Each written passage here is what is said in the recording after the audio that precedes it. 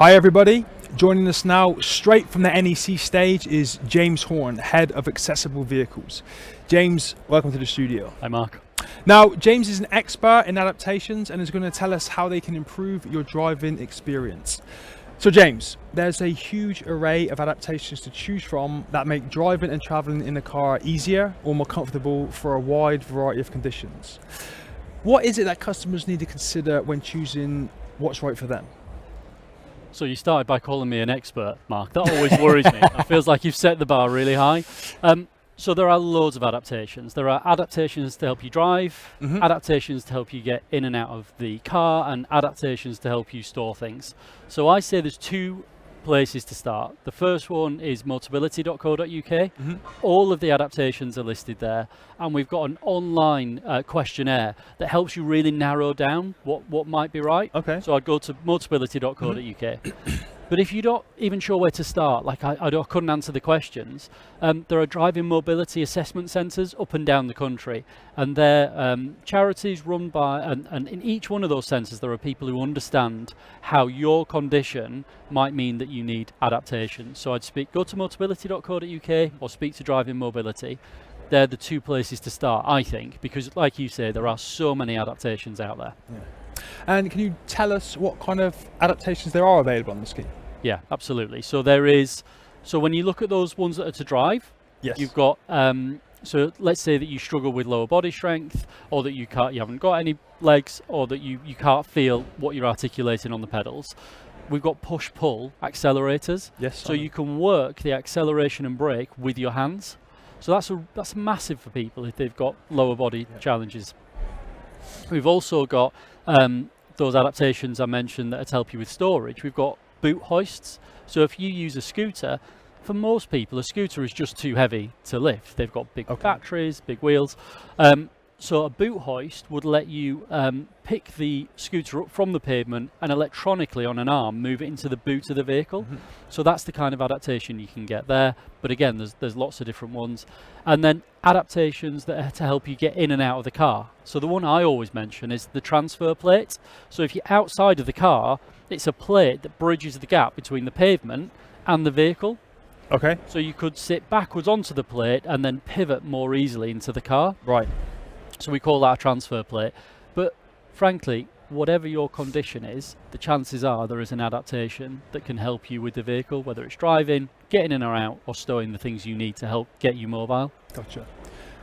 So say somebody has started a new lease with the car, they've got their adaptations fitted, they're happy, they're good to go. Their life circumstances change, and perhaps they need some sort of new adaptation, additional adaptation, whatever it may be. Yeah. Can they do that halfway through their lease period? Absolutely. So you can speak to us, you can speak to the customer contact centre, you can speak to your local adaptation company. It might be that the adaptation that you need doesn't work with your vehicle, in which case it might necessitate a new vehicle with those adaptations on it. So it's not a straightforward answer if that's happened. What I would encourage people to do is, at the point they're picking a new car, try and think 3 years ahead if it's a car, or 5 years ahead if it's a wheelchair accessible vehicle. That's really tough ask of people to think that far ahead. Yeah. But try and plan what your condition might be doing if you know how it's going to affect you, and see if you can make those choices right at the start. Gotcha. Now, obviously, there's a range of adaptations, okay, for different disabilities. At one end, they're relatively simple and I'm assuming cheap, and at the other end, they're going to be more complex and more expensive. So, if someone's more towards the complex, expensive end, then they need extra help with funding of that, where do they go? So even at the cheap end, Mark, we see that sometimes customers need that financial help. So we make some of the most common adaptations free on the scheme. So we don't ask customers to do anything to make that happen. They're just nil advance payment. At the more complex end, the Motability Foundation is there, so they can speak to Motability Foundation and find out if a grant is there for them to help make that adaptation more affordable. So they won't just talk about grants for cars, they'll talk for grants for adaptations as well. Okay, great. And if someone is new to this, like we all are at some point, and they don't know what they don't know, where can they go to try different adaptations and get a feel for them? Yeah, absolutely. So car dealers are really experienced with adaptations. They understand them, they fitted them to lots of different vehicles. Driving Mobility have cars set up with adaptations on them. Motability.co.uk is a good place to go, or Motability Operations runs adapted car test drives 4 times a year.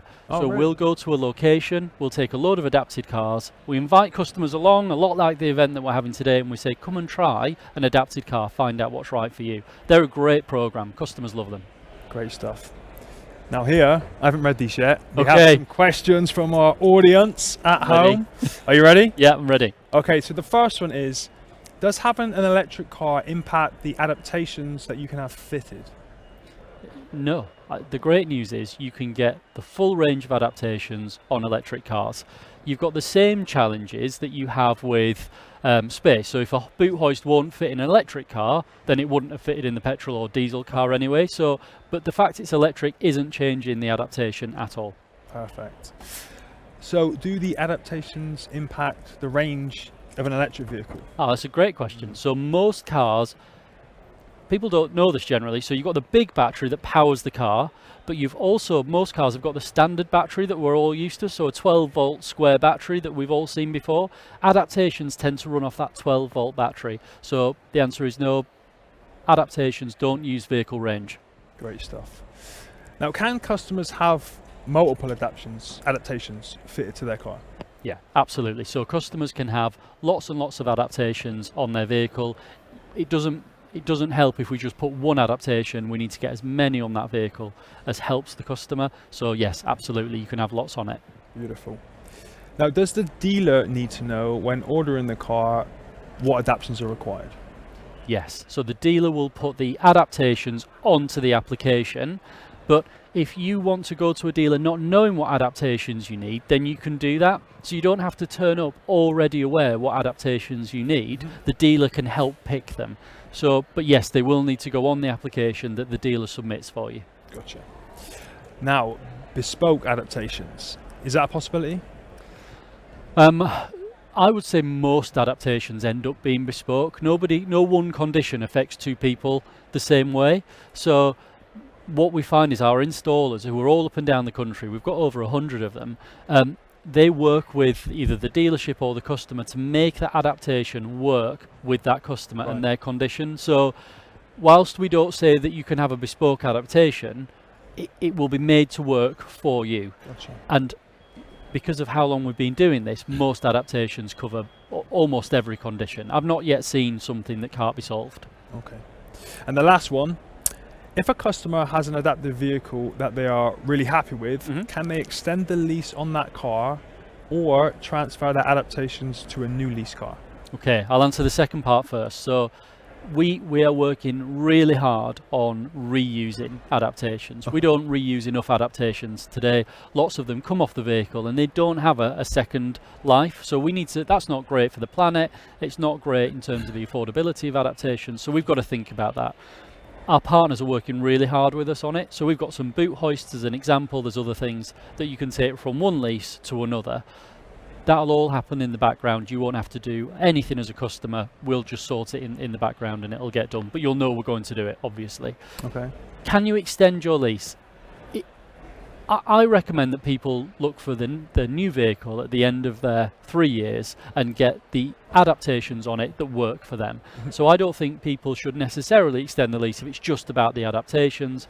But of course, if that is an option a customer wants to take, they can contact our customer services team who will work with them and see if, for their circumstances, a lease extension's possible. What I would say is they can get adaptations on their next car. Okay. James, that's all we've got time for, I'm afraid. Thank you so much for your time. It's been very informative. If you'd like to get up close and try a range of adaptations, then there's going to be plenty to see and test drive at all of our events over the summer.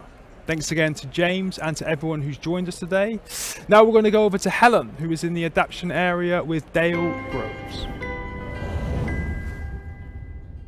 Hello, I'm Helen Dolphin and I'm here at the NEC in Birmingham for Motability's big event. And I'm here with Dale Groves, who's Motability's adaptation specialist. And we're here in Mobility in Motion, where there's loads of different rigs and adaptations set up for customers to come and have a look at. So the first one we've got here, Dale, is a hoist, I believe? It is indeed. It's a boot hoist. So this is the product that you'd use for if you've got a scooter or chair, particularly if it's quite heavy, that you need some assistance in getting it into the back of your vehicle. This is part of what we'd call a stowage adaptation. So boot hoists come in different sizes, and we also have platform lifts at the sort of higher end if you've got a really heavy piece of kit. But the idea is it's to get your mobility device into the back of your vehicle as safely and as comfortably as possible. So it's kind of that kind of middle range before actually needing, say, a WAB, if you can still get out of your chair, maybe walk round, and this is like a kind of good option. Or if you've got someone that's can like adapt all these little things for you, I suppose, Absolutely. and put them on. And yeah, so if the device that you use you can fit it in the back of a vehicle first and foremost, and then you're able, as you say, to make that journey along the side of your vehicle to get in.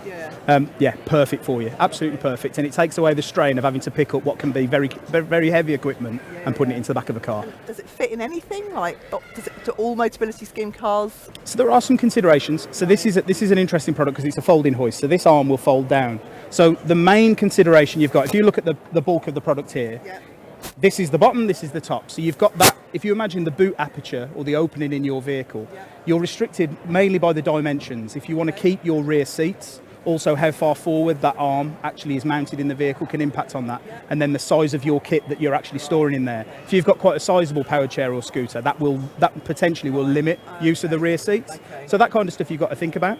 But in terms of installation in the vehicle, these all come with vehicle specific fitting kits. So they fit in nice and easy, and they're easy for the installer to bolt in. What if I had an electric vehicle? Could I use this, or would it be like a huge drain on the battery? So, a couple of things. The drain on the battery, no. Oh, right. So, besides from the weight of your equipment and the weight of the hoist itself, the impact on range and performance will be next to nothing. Okay. But also, there's an interesting development with this particular auto chair hoist, which Auto Chair are quite proud of and have been working on, which is a standalone battery pack. So this powers, believe it or not, this. This is coming to the scheme very soon, and this will allow the customer to be able to have their product on an EV with no sort of physical wiring into the car whatsoever. It's all self. So you just take that with you, plug it in. Yeah, lasts for a couple of weeks from one charge. Oh, a couple of weeks. Yeah. Wow. Yeah. My legs I have to charge every night. Yeah. So hoists actually and compatibility for EV, there's very little impact in the way that the vehicle works for you. Oh, that's brilliant. Lovely. I think we'll move on to the next. Let's do it. Is that all right? Yeah, absolutely. Okay.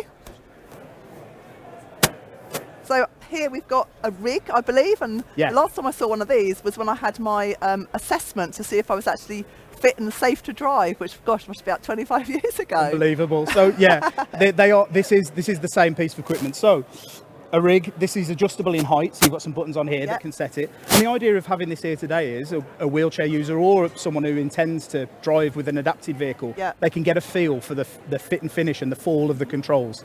So this is a mechanical hand control, so you can you'd get an idea from the driving position. This is a product you use, isn't it? Absolutely, So you could get an idea from the driving position whether that would work for you. The distance between the wheel, how it works. You can see this as it operates the accelerator and the brake. So this is a mechanical device. Now we also have electronic devices that use a mechanical brake still, so we've still got that mechanical connection to the brake, but then you've got an interface that makes either that action, or as you'll have seen, an over-ring device that actually operates the electronic signal for the accelerator. So the vehicle will drive as normal, but the input device that you use, rather than being a pedal, is slightly different. But this just gives you an opportunity to have a feel of them. Different steering devices and where they sit, different types of steering devices. So you may use a completely different one to the one I would use perhaps, but actually they both work in the same kind of way. And it's good to get a feel for it before you go out perhaps into a drive vehicle, or actually you go to an installer to start thinking about having some driving controls. So I've been using pretty much the same adaptations the entire time I've been driving. I don't think I've really changed anything. Yeah, you need to change. So we've got the tried and tested mechanical devices, which are ever popular. They're incredibly affordable for the scheme, so they stay popular. But we've also got some really well integrated and good compatible products that are electronic. And I think as we move into a fleet of EVs, it's good for customers to know that compatibility is at the forefront of our thinking. No, definitely. I was saying earlier to one of the guests that I used to think EV wasn't going to be something I could use because of my adaptations. And they were like, that's nonsense. And I think that is something that people think actually it's got a hybrid now, and it's still got the same adaptations I've always had, Dale. So you could have the same adaptations that you've had before. You could change them, and compatibility is absolutely not a concern. So it'll integrate with the vehicle, uses the same style of technology for the pedal actuation. You've still got that I guess security of having a mechanical brake and that mechanical connection to the pedal. But otherwise it's well worth trying a range of products, because you might find that the thing that's always worked for you is not the peak thing for you now. That's absolutely true, and it's a good place here at the show for any of the guests to come and have a look at, and absolutely, maybe see if there's something better Yeah. that they might have. Should we have a look at pedals? Yeah, let's have a little look at this one. So speaking of something slightly different, this is one of those products that can require some adaptation for you as the driver, particularly if you drove prior to having your disability. If you've had an injury or a degenerative disability that's meant that you now need a different solution. So this works on the basis that you would imagine that's your conventional brake and accelerator in right foot operation. If you've got a nominated driver, and this is a twin flip solution, if you've got a nominated driver that drives with conventional controls, actually they can flip up and you can change over which solution you're using. So you're driving with a left foot, and then the person who drives with the conventional controls can drive. It's worth getting some familiarisation with a left foot accelerator is what I would say. The natural muscle memory to press quite hard on the left foot if you're in an incident like you would on your clutch in a manual vehicle can quite quickly make the problem worse rather than better. So a great product, a great solution. We can have them electronic or mechanical, but it's well worth having either an assessment or at the very least some familiarisation. Some people get a bit put off adaptations. They think, oh, it'll be too difficult to swap or drive. But actually, I mean, I found myself that driving with adaptations was significantly easier than driving without, because it was something I hadn't really thought about. All you've got to do with adaptations is push and pull for me and use a steering wheel. So they're really making the compromise. So rather than you trying to make the compromise as the driver and try and operate the standard controls and make those work for the vehicle, we've got a range. I think there's around 350 products currently, and driving is an ever popular product. That make that compromise for you. So and it can keep you driving for as long as you possibly can as well, isn't it? So and that's the dream. Yeah, absolutely. Exactly that. Brilliant. Right. So look at getting people in. Yeah, absolutely. This looks a very strange contraption. So it is an interesting contraption. I'll just scoot past here. So this is a swivel seat or a swivel seat base, right? It's fully deployed as you can see at the minute. So this is a lowering seat base. So imagine here would be a driver's seat or a passenger seat. So we remove the standard seat, and then we replace it with this bracket. So it fits into the vehicle. I'll just grab one of these with these vehicle specific fitting kits. So this one's actually for a Focus. Right. There's a range for all types of vehicles. What that allows you to do is install a seat base in that then enables you to have this electronically actuated seat. So we won't do the whole motion because we might be here a while, but you can see from the controls that we have here. It's not too slow. I mean, no. I had a chairlift once, and that was so slow I gave up with it. It was just went about like 1 mile an hour. So. But if you imagine, if you're having quite a low vehicle, if you're having an estate car because you've got more kit, or you're having a higher vehicle, this enables you to present the driver's seat or the passenger seat at a position that's comfortable for you to make the transfer. So we can have a transfer plate, which is available on the scheme, which allows you to make that bridge, as you'll have seen. But this is something that allows you to present that seat, down at the curbside where you're able to scoot on, and then this does, through a program, takes you back into the vehicle. So you just hold onto the pendant, you can have a footrest on the seat, so you just remain nice and comfortable, and then it takes you in. And does that limit where you can park? Would I need an accessible way? Can I park on the road? Well, these tend to not present the chair any wider than the door would be at fully open. And actually you can extend the way that the door opens. So you might need to consider, if you're parking hard up against another vehicle, you might want to pick another parking space. Tend to not present the seat any further than the standard opening of the door. So you still have plenty of room to get in. And because you're getting access sort of along the side of your vehicle, rather than trying to present yourself at the front of the vehicle to drop in, you actually give yourself a favourable angle of getting in, so it's more comfortable and accessible. That's really good. Are these quite popular on the scheme? Do lots of people have them, or? They don't actually. Do they not? They don't, no. And considering how transformative this is in getting into a vehicle, particularly if you're in a chair and you want to make a transfer, having your seat that you're going to be travelling in right next to you makes a huge difference. But they're not immensely popular at the minute, but it's something we're really keen to see more customers try. People don't really know about them. I think it's quite difficult when you're choosing adaptations to know A, what to choose, and B, what's going to work for you. And what would you advise people that were really kind of unsure? It's a great question. So I think the assessment centres dotted around the UK, supported by Driving Mobility, are a great place to go. So not only can they do the driving assessment, as you mentioned earlier, they can also do an access assessment with you. So they'd be able to go through the plethora of accessible adaptations designed around getting you into the vehicle. And actually, it might be this that's most suitable. It might be a transfer plate. Could be as simple as something as a grab handle. But they'll be able to take you through the range of options through the assessment vehicles that they've got on site with an approved driving assessor to be able to say, well, actually, Helen, this is the right thing for you, this will work. And then you can go to your dealer with that information, pick the product, pick the installer, and off you go. That was actually going to be my next question, that we've seen some great adaptations here today. how would people go about ordering them? So it's with their dealer when they order their Yes. car? Yeah, so you go to your car dealer who can see the full list of adaptations and the installers that can fit them on our applications tool. So if you go in there as the customer and you know what you need, great. Tell the dealer, they can put it on the order and select an installer. If you don't know and you haven't had an assessment, you think you might need one or benefit one, speak to us and ask for an assessment, or speak to Driving Mobility and talk to them about the range of options. Or if you can find an installer on the installer page on our website, motability.co.uk, find an installer that's local to you, ask them the questions, talk to them about your condition and what you think you might need. They can make some recommendations, go into your dealer, give them that information, and they can support you in putting the app on. Okay. And if I say got the left foot accelerator and then my left leg got weak and I was like, I'm halfway through my lease, what do I do then? So speak to your installer. Okay. They can, if adjustments can be made, because sometimes it might just be where the adaptations actually fall to hand that's no longer comfortable. That might be adjustable. But if not, if you need a change of adaptations, your installer can support you with that and make sure that you've got the right product at the right time. Worst case scenario, if you have to cancel your application and start again, it's not the end of the world, but we will support you as much as possible in staying in the vehicle that you've had for your lease. Wonderful. Thank you so much, Dale. It's been really fantastic seeing all these adaptations that are available to help keep people driving for as long as possible. So I think that's a really interesting thing to know. Coming up next, we've got James Horne on the stage talking about wheelchair accessible vehicles.